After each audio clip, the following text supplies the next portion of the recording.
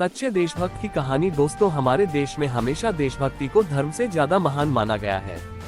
आज मैं आपको एक ऐसे देशभक्त की कहानी बताने जा रहा हूं जिसे पढ़कर आपको उस पर जरूर गर्व होगा और अपने हिंदुस्तानी होने पर भी। ये बात तब की है जब देश आजाद नहीं हुआ था। नेताजी सुभाष चंद्र बोस ने देश के लोगों से अपील की थी कि उनके घर से एक आदमी उनकी सेना में भर्ती हो और देश के लिए लड़ाई में अपना योगदान दे।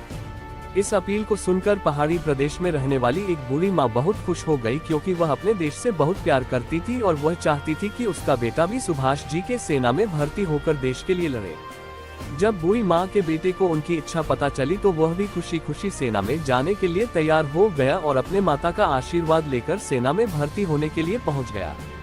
इस सेना में भर्ती होने के लिए कर्नल जब सबसे पूछताछ कर रहा था, तब कर्नल ने लड़के से पूछा कि वह कितने साल का है और उसके घर में कौन कौन है।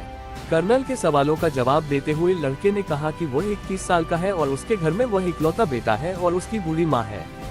लड़के की बातें सुनकर कर्नल ने उसे सेना में भर्ती करने के लिए मना कर दिया, क्योंकि नेताजी सुभाष चंद्र का आदेश था कि घर के इकलौते बेटे को सेना में भर्ती न किया जाए, जिससे परिवार का सहारा कहीं छीन न जाए। हालांकि लड़के ने कर्नल की बहुत विनती की और उसे सेना में भर्ती कर लेने के लिए कहा, लेकिन कर्नल ने उसकी एक न सुनी और उसे घर वापस लौट जाने के लिए कहा। निराश होकर लड़का घर लौट गया और सारी घटना अपनी मां को बताई। इस दुख को उसकी मां सहन नहीं कर पाए और उससे आखिरी कुछ शब्द बोलकर वह अपना देह त्याग गई। मां का अंतिम संस्कार करके लड़का फिर से सेना में भर्ती होने के लिए वहीं पर वापस लौट आया और वापस लौटकर उसने कहा कि अब उसके पास कोई परिवार नहीं है। उसके परिवार में एक सदस्य जो उसकी माँ थी, वह भी उससे यह कहकर चली गई कि वह आज से उसकी माँ नहीं है, क्योंकि वह उसकी देशभक्ति के रास्ते में रोड़ा बन रही है, इसलिए उसे उसकी माँ कहलाने का हक नहीं है और उसकी असली माँ भारत माता है। इन सारी बातों का नेताजी को जब पता चला तो उन्होंने इस देशभक्त माता को श्रद्धांजलि दी और उनके बेटे को सेना में भर्ती कर लिया और उन्हें कप्तान की पोस्ट पर नियुक्त कर दिया।